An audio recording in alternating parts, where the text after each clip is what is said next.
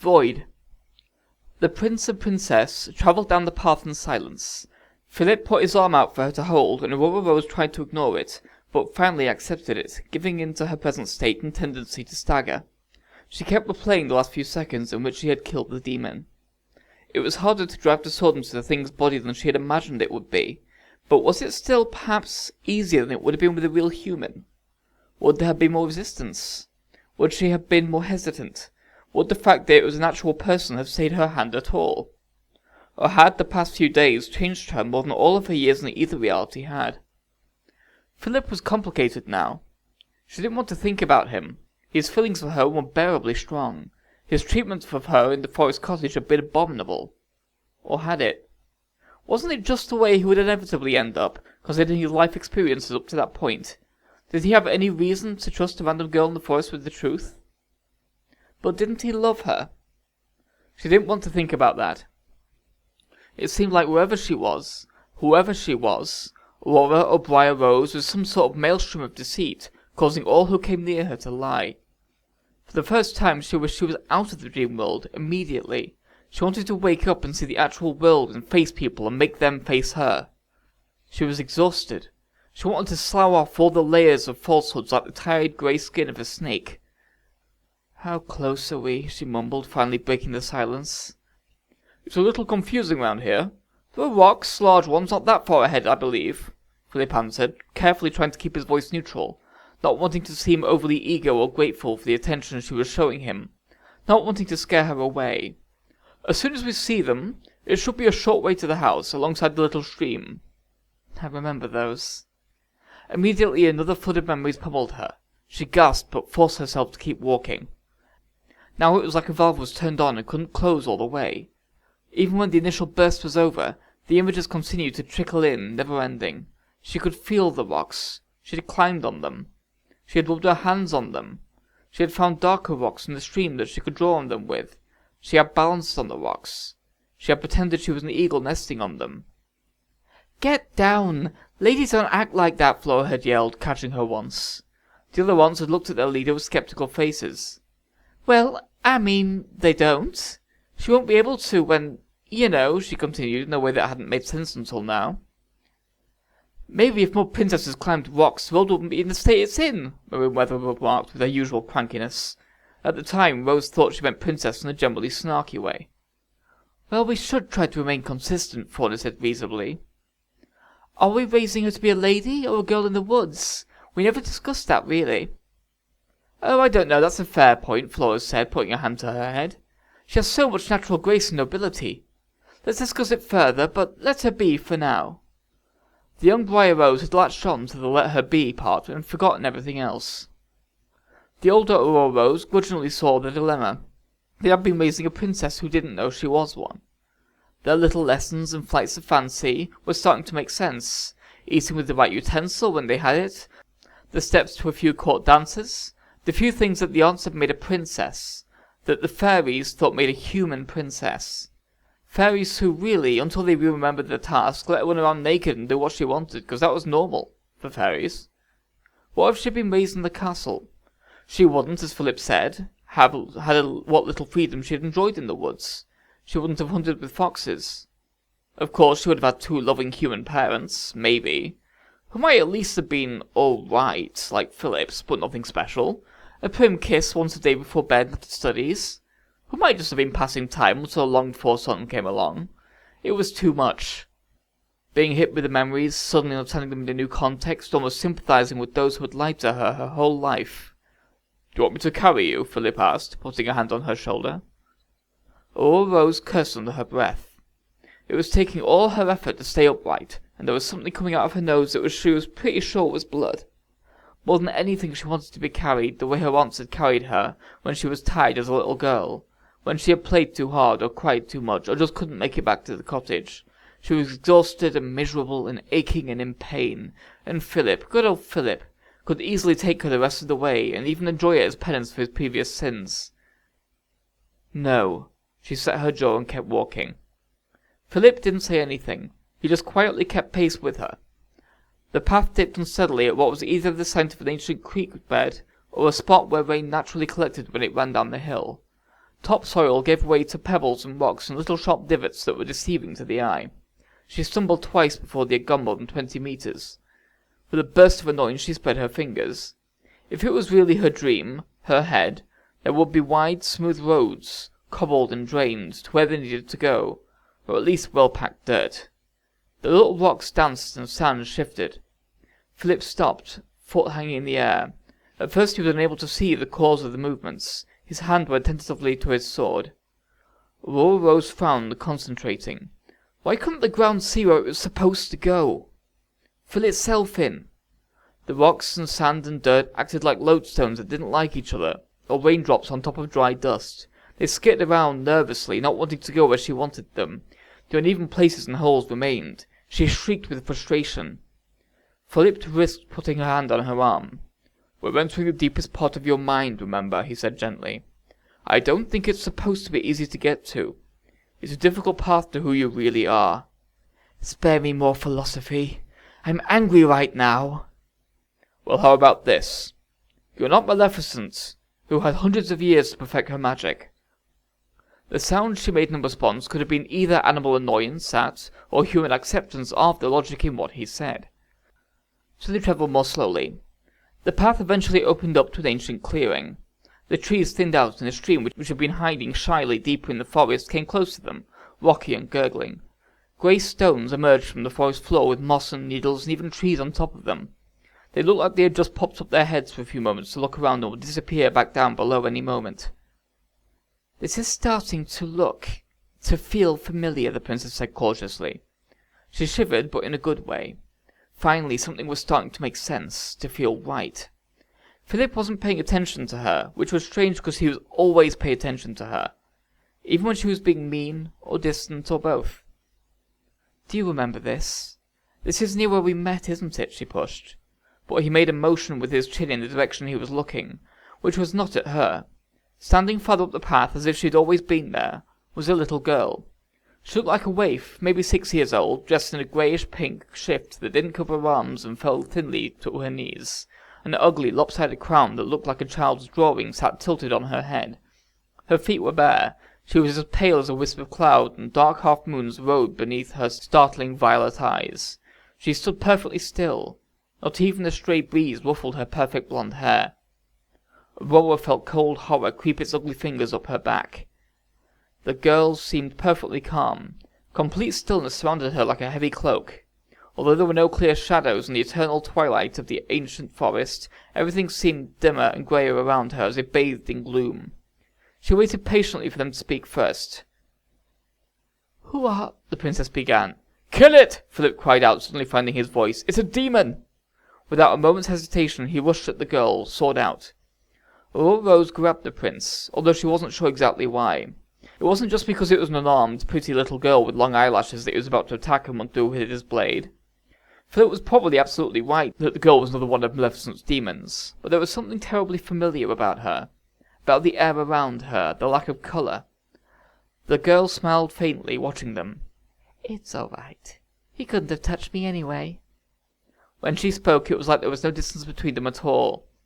Her voice sounded close to the princess's ear, like the girl knew she would always be heard by the right person.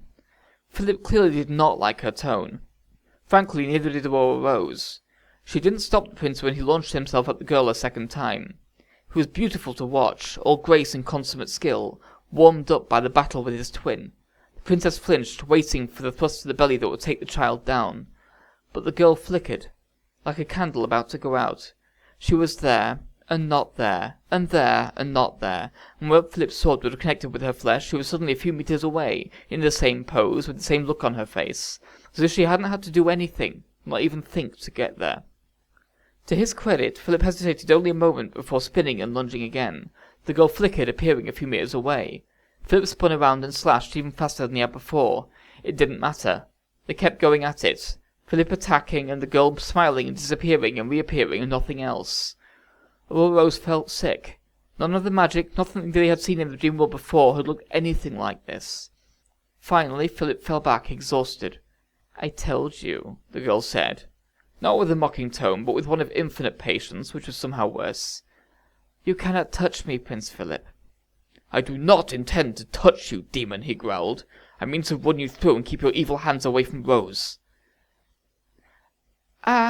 Well, not everything in here is a demon, Prince Philip.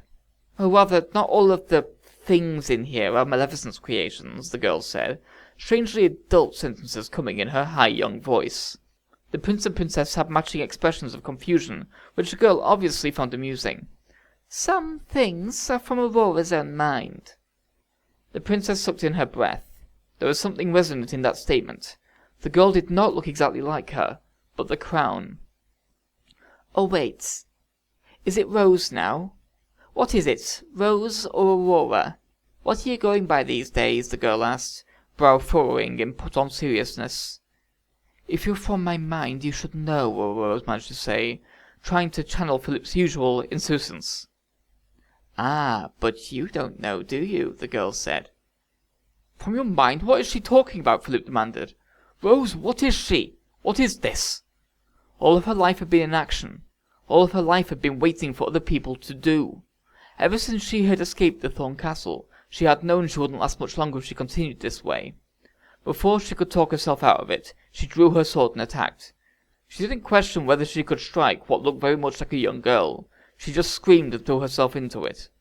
Unblinkingly, the girl watched the princess come at her. At the last moment she put her hand up. A small wooden sword appeared in it, a clunky plaything. When Aurora Rose brought her own sword down, the girl moved to deflect it. The princess's sword bounced off the wooden sword with an unreal booming sound. It echoed sickeningly off the trees. Her arms and upper body were shaken by the force of the rebound. She had been completely unprepared for how solid the girl and her sword were. But Aurora Rose gritted her teeth and swung again. The girl spun her sword and did a clumsy, childish parry and riposte. The tip of her toy didn't reach anywhere near the princess's body. Aurora Rose raised her sword above her head, prepared to do the girl in, to cleave her head in half if she had to. The girl made a concerned tutting sound.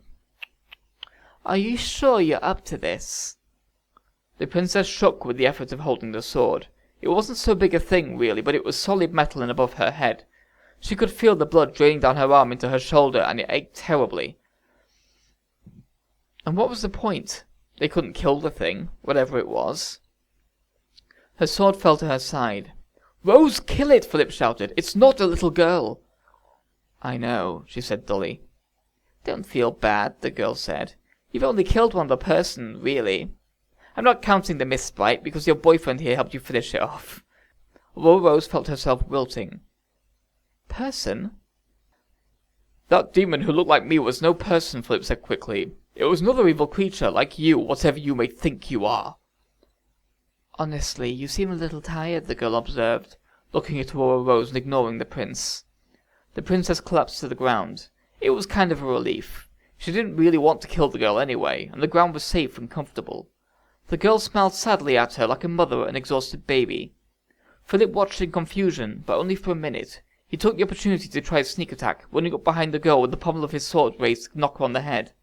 The girl didn't even bother to look. She was suddenly a mirror image of herself, still turned to observe the princess but now at the opposite angle. Philip fell over, with no plan in his mind for stopping once he had gauged the girl. The girl stood there looking madly disappointed, both teenagers on the ground around her. Aurora Rose struggled up from the inviting ground. She had to do this. She had to. She was just so weak and bad-feeling and exhausted. No, stay there. Really. You look like you just need a little lie down, the girl said sweetly. The princess lay down with her head in the dirt, feeling waves of not caring wash over her. It was just like when she was a little girl. Rose, Philip cried. He leapt up. Rose, what are you doing? Get up! Leave her alone. Can't you see she's done in? The girl said with mock impatience. Aurora Rose felt sluggishness pour over her like molten lead from her feet to her shoulders. It was a dark, wintry day on either life, the Thorn Castle or the forest, when the sky was an ugly non-colour and it was cold, but not the kind that made you want to bundle up and be comforted with a cup of hot tea. It was the kind of day when you just lay, unblinking, and wished to die. Rose, stop it! Get up! Why are you listening to her? Philip demanded. She's listening because I'm not telling her anything she doesn't already feel, the girl explained with a mysterious smile. I'm not telling her to do anything she doesn't already want to do. That's not true, Philip said, but he was hesitant. Rose? She picked up her weary head to look at him. She couldn't do much more than that. This really was what she wanted, to be left quietly, at rest, alone. Maybe it would be better if everyone just stopped talking. "Beheld your true love," the girl said through perfect tiny white teeth. It was almost a hiss. "A directionless, indecisive, despondent, sad little girl." The princess wrapped her arms around her legs, each word dripping acid in her ears. It felt strangely good. "That's not true," Philip said, going to her and kneeling down. He put his hand on her chin and turned her face so she was forced to look at him. His eyes were large and bright and passionate. "I fell in love with Rose because she was happy and light-hearted. I fell in love with her because she was beautiful and as cheerful as the sunshine. I fell in love with her because I heard her singing with her wonderful voice, as carefree as a songbird. I fell in love with a girl who danced and twirled across the meadows like an angel of happiness." Oh, Rose listened to him. The words sounded sweet, and he obviously meant each one. But her chin felt awkward in his grasp, and she began to think about what he had said. "That's why you fell in love with me?" she asked, feeling a little bit of energy come back as she spoke, a little bit of anger rising through the sloth. "Yes," Philip said uncertainly. "Because I twirled. You were so beautiful when I came upon you, your hair sparkling in the sunlight." "You fell in love with, as in wanted to spend the rest of your life with, a silly girl you found spinning by herself in the middle of the woods?" "But," Philip said, "it wasn't just that." "No," she snorted. "It was the singing and the cheerfulness." "You're the most delightful girl I'd ever met," he protested. "You were going to drop everything in your life for a pretty girl you thought was delightful?" "It was either you or a princess I hadn't even met yet," Philip pointed out. "You seemed like someone I could spend the rest of my life with, because I was given the gifts of song and beauty and grace," she spat. "It doesn't matter how you got them, it's who you are." "I think we're going to run into some more trust issues here," the little girl interrupted. "Especially if you think you know Aurora, Rose, whatever." "It's not who I am," the princess said, ignoring the girl. "I am not cheerful and light-hearted. You caught me on a good morning when I was going mad with loneliness from living in a forest with 3 crazy aunts, and the overwhelming desire for a boy, any boy. I was remembering a really great dream I used to have about meeting the perfect boy, which was as close as I'd ever come to meeting a real boy, except for the young woodsmen and villagers my aunt so carefully kept me away from. And then suddenly there you were, like one of my dreams." "I know," Philip said. "It really was perfect." "Listen to me," she said, trying to fight the weakness that was overtaking her again, as well as Philip's good-natured but not always insightful personality. "I spend many days in both worlds just lying around. More time than I spent twirling. The joy I felt when you came was more than I'd ever experienced at the cottage in the woods." "But it seems so idyllic," the prince said helplessly. "It was boring. Nothing ever happened, ever. I wanted to, I don't know, do things, see things. I don't even know what I wanted." "Isn't that normal? I know I felt that way." "You say you felt that way. Past tense. But what changed that?" "Well, I went to university and made lots of new friends and—" Philip trailed off. The princess shook her head and looked at the ground. The creepy girl gave a quiet laugh. "Oh yes, given your opportunities, perhaps maybe she would have been all right. If she could have gone to a place where her talents could have been trained, where she could have been forced to work and learn and make friends and go out into the world. Honestly, even if she were raised normally, maybe she would have been better in time and her sadness would become a passing stage. In a farm family where there was work to do, things to learn, keep her occupied. Or a village family where she looked forward to meeting boys at the dance every season. Or even as a royal princess who had charity work to organize and, I don't know, tapestries to sew. But she didn't just feel trapped. She was. And she didn't even know it. She just felt it." "You're speaking nonsense," Philip said. The phrase was so odd for him. Aurora wondered if he had heard it often from someone else. "Everyone is sad once in a while. Rose is fine. She's not a sad person, or whatever you're trying to imply. You're filling her head with lies, demon." And with that he rose and looked away, and then dealt a blow to the girl in the face with the pommel of his sword. It was horrible to watch. The rounded metal end sunk into the girl's nose noiselessly. There was no expected crack of cartilage or snap of bone. The girl's features simply crumpled around the metal like a pillow being crushed, and then her face slowly popped back into place. Don't bother, Philip," the princess said warily. "It won't work. And besides, she's right." "No, she's not," the prince cried. You're a happy, cheerful, beautiful girl, and she's trying to turn you into something you're not, to kill you with these ideas. I pricked my own finger. Philip stared at her. Even the girl looked surprised. How does the story go? Aurora asked tirelessly. The fairies took me to the castle where, sad about losing the love of my life, I sat alone weeping, and Maleficent cast a spell over you, Philip whispered. She hypnotized you, worked her evil magic on you until she controlled your thoughts, and led you to the secret room with the spindle where she guided your hand. She did open a secret passageway to the room with the spinning wheel. At least that's what I assume it was, never having seen one before, the princess admitted. And yes, I think she did try to control my thoughts. But for goodness sake, she appeared like an evil green ball of fire and told me to follow her. Who would listen to an evil green ball of fire? A total idiot? But I had a pretty good idea of what was going to happen. The curse sort of gathered itself around me as midnight approached. I knew I was going to die or sleep forever or something, and I was completely fine with that. The princess' face was a study of shock and surprise. Philip, she said, searching for words, I had been by myself in the woods for 16 years. At least 5 years too long, and I had finally met you. You really were like someone coming out of my dreams and into my life. And then as soon as that happened, it was over. It was like it was all on purpose. My aunts whisked me away on the night we were supposed to meet them, and threw me into a whole new situation, with parents I had never known, and a wedding to someone I'd never met, except for the very next day. It was too much. I wanted out. Death was better than living through that much disappointment, and sleep was more than welcome. Philip looked away from her to the ground, eyes bright with tears. Well, that was a deeply buried secret, the little girl said. Even I didn't know about it. Why didn't you just run away? Philip cried, if you were so scared and miserable. I don't know, the princess said, frustrated with herself. It didn't even occur to me. I didn't think to. The spindle seemed like the only reasonable option. No, there were always options other than killing yourself, the princess said, shaking his head. You could have... I don't know. And that's the nature of her, let's say, sickness. Her, well, me. The girl spoke politely, like a professor whose clever students had finally figured out the answer themselves.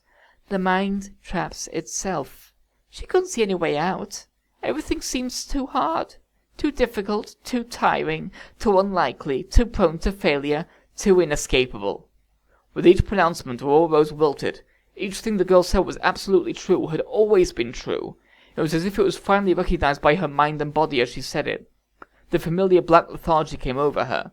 The little girl smiled far too widely for her tiny features. Go to sleep, little princess. This world, any world, is too much for you. Aurora Rose felt her eyes become heavy. The ground seemed to grow up through her, both supporting her and pulling her down into its embrace. Between blinking images, she saw Philip struggling to reach her. It didn't seem he was trying very hard, though. He wasn't coming anywhere close to her. Maybe he was finally giving up too. Or perhaps it was the black thorny vines that were snaking up out of the ground and wrapping up around his limbs, holding him back. It didn't matter. Her eyes closed, filled with permanent sap, and her limbs relaxed. She heard Philip whistling, but finally growing still. Always silence and peaceful blackness. And then, a single sound. A quiet groan from the stalwart Philip, who never complained about anything. She cracked open her eyes. The prince was now lashed tightly to a tree by the vines, and they were still tightening. Thorns pressed into his flesh. His face was white as he struggled to breathe. He was obviously losing that fight. There would be no rescue by him, or for him, or for the hundreds of people lying asleep in a castle somewhere in the real world. And it's your fault, Aurora Rose. Usually, being yelled at, even by her own mind, only made her want to run away more, to escape into herself. She winced and shifted uncomfortably. There is an entire kingdom of people asleep at Maleficent's mercy, depending on you to rescue them. This is your quest. This is your adventure. This was her quest. This was her duty. The little girl must have noticed something shifting in the princess's countenance. She barely moved, and another heavy wave of lethargy crawled over Aurora Rose and pressed against her like a physical weight. What could one princess do against a powerful fairy, a fake world, an army of inhuman guards? What was the point in trying? She was only going to fail. And then a single image came forwards and burned itself into the back of her eyes. Lady Astrid. Lady Astrid bleeding out on the floor. A once energetic and funny little woman reduced to piles of lifeless flesh. Somewhere out in the real world, her husband wouldn't even know she was dead yet. Aurora Rose began to struggle to her feet. Her legs felt like stone. Her arms ached like she was ill. She ground her teeth together, stepped forwards, and swung her sword. The girl deflected the attack, but stepped backwards as she did so. "You should give up," the girl whispered. Defeat loomed, ugly and avoidable, around the princess. She staggered under the fear of failure. With a moan, she stabbed poorly at the girl again, trying to move, trying to continue the fight, trying to stay awake. The girl knocked her sword aside easily. And then she lunged. It didn't seem like a blunted wooden toy sword could do any damage. Its painted tip just grazed the princess's left thigh, but it sliced through her flesh like cloth. Aurora fell back, gulping in pain. It looked like a clean cut, with the precision of the line and the immediate flow of blood. It felt like a jagged, ugly ripping of her skin, and the pain of 1,000 swords dragging across her. Like it had been made by the rippled knife Maleficent had used on Lady Astrid. The noise that came from her was an animal scream of pain. "You cannot destroy me," the little girl hissed. "I am you, princess. I am your sadness. I am your melancholy. I am your despair." She moved to lunge again. The princess just barely brought up her own weapon in time to block her. "You can't sword fight," Philip struggled to say with a few gulps of breath. "I know that!" she shrieked, almost throwing her blade away. What could she do? Nothing. She had no useful skills, no strength, no... And then she stopped. Philip was looking at her desperately, meaningfully. She couldn't sword fight. He was right. He was trying to tell her something. So what could she do? The little girl waited patiently at the ready, knees bent, anticipating her next move. She probably didn't expect an attack from something other than the princess. So... The girl suddenly stumbled backwards as a rock grew out of the ground, right under her feet like it was heaved up by frost, but quickly, making wonderful little grinding and crunchy gravel sounds as it rose. The girl steadied herself. "Clever," she said. "You..." Aurora rose, imagined another rock. The girl pitched forwards, another, and another, and another rock. She concentrated on raising all of them in a circle around the girl's feet. Her opponent fell forwards and backwards like a rag doll shaken by an angry child. As soon as she found her footing, the girl shot the princess a look and hissed a single word. "Disappointing." Immediately, Aurora Rose sank under the weight of the meaning. The ground rushed up to embrace her again as she remembered all the people who found her utterly disappointing. Her aunts, who had asked her to do so little, returning home and seeing nothing was done, not even her own nook swept. She was still in bed, contemplating the clouds. Maleficent, humouring the princess, but obviously disgusted with her studies. The queen's patience with, but disinterested in, the balls and dismissal of Aurora's desire to help. Aurora rose at her own inability to find an escape from a marriage she didn't want and a family she didn't love, resorting to death because it was easy. She closed her eyes, frowning as hard as she could, trying to force pain into her head, trying to will some little bit of spirit and anger. She tried thinking of Lady Astrid again, but this time felt only sadness. "Rose," Philip croaked, "you were going to end it all. Thought you had lost me forever, but I'm here. I will always be here. For you. Telling you not to go to sleep. To get up." The princess warily regarded the scene. The prince tied up in the background, the girl with her tiny sword, the tall ancient trees growing up into forever surrounding them. The trees which might have had something to do with her subconscious thoughts. Her memories made solid. Twice as many as a normal person had. Twice as useless. The girl raised her wooden sword. "Rose!" Philip sobbed. There was a creaking sound. A very, very loud creaking sound. The girl looked around confused. Time became strange. It seemed to take forever for the infinitely tall, infinitely old tree to fall. The little girl looked back and forth anxiously, trying to find the source of the sound. Then there was a skip in the connected moments, like when the little girl flickered out of existence, disappearing from one place and reappearing in another. The enormous tree was halfway down, and then mostly, and then it smashed solidly on top of the little girl, just brushing the princess's feet. Philip cried out in anguish, "Rose!" The depression and somnolence drained out of her as the demon hissed and bubbled and died. "I'm all right," she called back shakily. The exhaustion, pain, and weakness remained, however. "Was that you?" "Yes," she answered with a faint smile. She forced herself up, using some of the branches for balance. There was no sizzle of buried thoughts. The tree was dead. She apologized to it, to the memory it represented. When she got close, she saw that, unlike the other trees in the rest of the forest, it was riddled with bird holes and had large barkless patches of black, slimy wood. Not a healthy tree to begin with. What did it all mean? The trunk was too immense to go around, so she clambered on top. She paused there, bouncing for a moment among the prickly dead pine branches, and surveyed the scene below her. It was a new perspective, seeing Philip from above. She filed that thought for later and carefully went down the other side. The upper part of the little girl's body was exposed. The tree had crushed the rest of it. Her limbs and head were turned at impossible, sickening angles, and a trickle of red blood leaked from the side of her mouth. Her eyelashes were long and golden, and it was hard to focus on the fact that she had just been trying to kill the prince and princess. In death, at least, she seemed almost like a normal little girl. "Sorry," the princess said, not sure if she meant it. The girl's eyes shot open, violet irises focused on hers. "You haven't won, princess," she said with a voice that creaked. "Hear this, and let's see how you deal with it. Your parents are dead. Maleficent has just killed them." Interlude. Many people were dying. As midnight approached, first one, then another, and then another court noble suddenly started bleeding. They thrashed and gasped and choked like fish thrown out on dry land. Fauna and Merryweather flew around, frantically trying to tend to them. Staunching the wounds with clean bandages here, trying a healing spell there. Nothing worked, and sometimes all it seemed to do was prolong their agony. Flora stayed as calm as she could in the midst of it, hovering in the air, willing the universe to help as she tried to reach Rose again. She had broken off a piece of her soul and sent it into the sleeping netherrealm Maleficent ruled. It was a terrible place, this inside of her adopted niece's head, with the evil fairy running rampant in it. The sleeper tossed and turned and moaned because of whatever had happened in there, and her pricked finger had started bleeding again. Flora bounced through dream forests and nightmare castles, fogs of worry and large blank places of stark depression and madness. The golden sparks that represented her loosely held together consciousness barely glittered in the gloom that blanketed the world.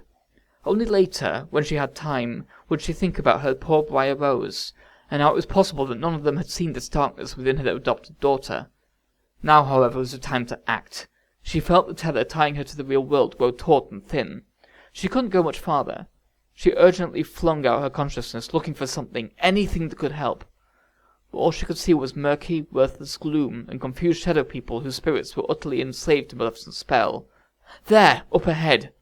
No other consciousness, not as bewitched by the false world around it. Not entirely coherent either, but it would have to do. It was aware of itself and seemed more than harmless. It seemed like a friend. "You help her!" The soul spun around in a tizzy, looking for the source of the communication. "Find her!" Flora ordered frantically. "She is that way." Golden sparkles aligned themselves in the direction of the blackest part of the world, the deepest part of Rose's mind, the place Flora couldn't go. "Your release. Everyone's freedom depends on it. Help her escape. Help her find us." And then, like a wet stocking pulled too tightly on a clothesline, the strongest of the three fairies was pulled back, painfully and quickly to the waking world. "Flora!" She opened her eyes, torn between fury and worry.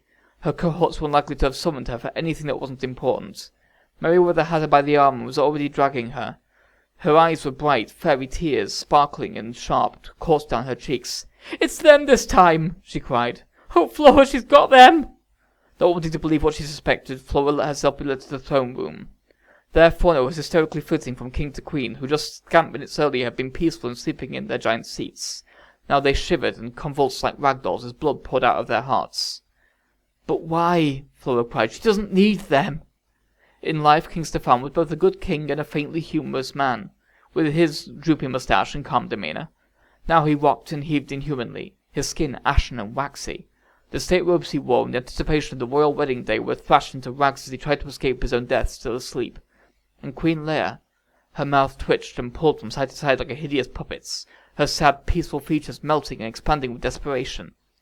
It had been terrible to watch the others be killed this way, but the fairies had known the king and queen since long before they had taken the throne. These humans and their daughter, whom the fairies had watched over, were the closest things to children they'd ever had. So they might be forgiven for missing a few tiny sounds, easily lost in the calamity of the sleeping castle, but surely audible to the ears of a fairy.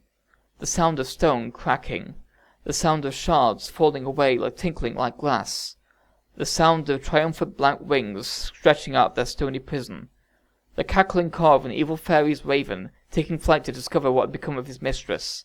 Her power was growing, and the raven was flying home.